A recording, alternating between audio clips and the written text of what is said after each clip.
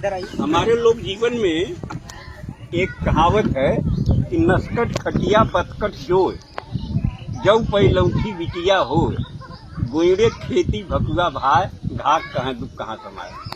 तो ये 3-4 चीजें कष्टकर है। इसी का थोड़ा सा विस्तार किया गया, एक नई बात मिल जाएगी। कविताई का शीर्षक है चकटोनहरी चाची।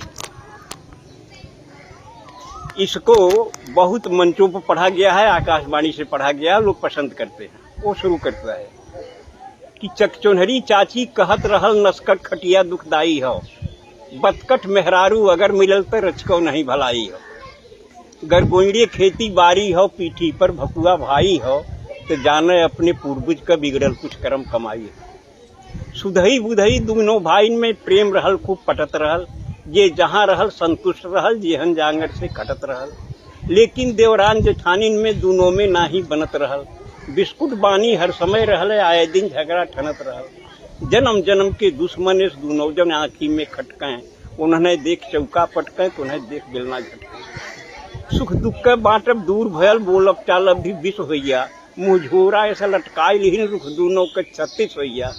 गभुराए गजब बोली बोले आपस में, दोनों जरई लगिन वो बरई लगिन, भीतर भीतर अपने दुल्हन के भरई लगिन। भाई इनके पावन रिश्ता में दोनों मिल गजब गिराई दीन, और दिन रात कान फूकत फूकत पानी में आग लगाई दी। ताना तानी में बात बढ़ल, फिर भाईन में खटपट होइया, कुछ बनल गिरस्ती बिगड़ गई, खेती बाड़ी चौपट होइया। सुतहा रुपया कर्जा लेके छोटकऊ जने परदेश भगेन, बोझा ढोवे क मजदूरी कुछ एहर ओहर के करे लगेन। कम पढ़ा लिखा बुधई गंवार का काम मिले कोई लारी में, 12 घंटा टोकरी ढोए और कोयला बोझे लारी में। करिखा हो गया कपड़ा लगता, सज्जे शरीर करियाई गई, अगली पछली कुल सुझे लाग, मोहर सकल हेराई गई। वह दिना बेचारू बुधई ते जाने बिल्कुल बौराई गैन। रचना तब की है जब मोबाइल नहीं था। जी जी। वह दिना बेचारू बुधई ते जाने बिल्कुल बौराई गैन, जब दुई दुई बैरन चिट्ठी एक कई दिन घर से पाई गैन। तो पहली चिट्ठी मेहरारू के पहली भेजा था वो, पहली चिट्ठी मेहरारू के, दूसरी माई के हाथे से। देखिए कविता के संस्कार को संभालने के लिए इसमें थोड़ा परिवर्तन किया है, जबकि परिस्थितियां बदल गई हैं। तो पहली चिट्ठी मेहरारू के, दूसरी माई के हाथे से, पहली गोरे के तरे धरन, दूसरी लगायन माथे से। माँ की चिट्ठी का जवाब दिया, कुल पढ़ पढ़ाई के जान समझ लिख के समझायन माई के, जिक्रे कर्जा से आज तलक बा दुनिया में भरपाई के। लिखता है कि प्रणाम हजारन बार कहीं तोहरे चरणन में हे मैया, जुग जुगती दुगनो चुक जाई तोहरे वर्णन में हे मैया। विज्ञान बढ़ल बा यह युग में कुछ नई नई अजगुत के, धरती का मनई कल पुर्जा से चांद तलक पहुंचाई दे, पर लाल लहू के श्वेत दूध अभी तक नहीं बना सका। विज्ञान और टेक्नोलॉजी नहीं पाई, पर लाल लहू के श्वेत दूध अभी तक नहीं बना सका। माई के कारिस्तानी से विज्ञान न आगे जा सका। तो माई रे तोरे असीसन से जांगर जिंदगी भरपूर रही, प्रफुल्लित रहब रन में बन में दुख और दरिद्र दूर रही। तोहरे पूजा तोहरे तप से खुशहाल हमार शरीर रही, विश्वास की हूँ तोहरे दूधे का कायम ही तहरीर रही। अरदास अंत पे बा मैया तू तनिक करेजा मोट की हूँ, आशीष देत की बेटवा के तू मापन आंसू पहुँच। फिर दूसरी बात जिसके लिए पूरी बात कही गई है कि फिर मेहरारू के लिखें, फिर मेहरारू के लिखें तो के चाही गहना सोना चानी, कंघी दर्पण चोटी चप्पल चोली चौकस चूनर धानी। पाती से पता लगल हमके ते हमरे बिना उदास है, ना खात है दाना पानी ते हरदम गारत आंस है। तो सीता हरण सुने होगी पंडित से कथा रामायण में, बिरहा चैता कजरी सोहर सावनी लावनी गायन में। जब पंचवटी में सीता के रावण धैलेस बरजोरी से, सीता का आंस बहे जैसे पानी बरखा के ओरी से। तब रावण बोलल है सीता को रावण पकड़ता है, रोने लगी। रावण ने कहा रो रही हो सीते, दशरथ के भंडार में बड़ा सोना चांदी था, जनक के पास भी सोने चांदी की कोई कमी नहीं थी, लेकिन तुम्हारी पति के प्रति निष्ठा अविचल थी, अटल निष्ठा थी, इसलिए तुमने सोने चांदी की तरफ देखा नहीं, राम के साथ चली आई। और वह राम तुम्हारे साथ तब तक रहा सीता जब तक सोने चांदी से तुम्हारा मोह नहीं जगा था।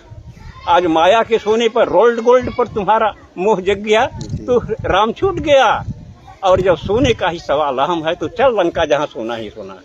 कौन सी गलती किया था। जब पंचवटी में सीता के रावण धैलेस बरजोरी से सीता का आंस बहे जैसे पानी बरखा के ओरी से। तब रावण बोलल, हे सीता, जब भयल राम वनवास रहल, दशरथ के महल अटारिन में सोनन का हास विलास रहल, लेकिन ना मोह भयल तोहके तब राज और राजधानी पर, तू लात मार के चली आऊ दशरथ के सोना चानी पर। तब पति का प्रेम मिलल सच्चा, कंडीशन थी। तब पति का प्रेम मिलल सच्चा, विश्वास राम में बना रहा, सोना का सूरत दूर रहल, विश्वास पति में घना रहा। माया का सोना हिरन देख जब लालच लोभ त्योहार बढ़ल, पति प्रेम भुलायल, सोना का जब विकट कपारे भूत चढ़ल, तो दुर्गत का पहरा आयल, किस्मत करम फुटल सीता। सोना के भारी लालच में लपट के साथ छूटल सीता। सोना का चाह तो है बाटे, तब तक बेकार कुल रोना हो, अब चला चली लंका नगरी, जोने में सोने सोना। ये बात याद कर रावण कहा, आवाज सही हो सदा रही, सुख वही मिली उतने जितना किस्मत में जिक्र बदा रही। आगे भी जौने नारी के सोना के लालच धरे रही, छुट जाई ओकर राम सुन पति कबन ओकरे घरे रही। ई कहत कहत ड्यूटी आइल, बुधई झट बांध लेन पगड़ी, देखा तो आगे खड़ा रहा जोड़ी वाला लेके सगड़ी। अब गुरुजी वही हिंदी का क्या एक बात यार, बुढ़ाई हो, सांस सही बात। हाँ हाँ, हड्डी पर कितनी कबड्डी ले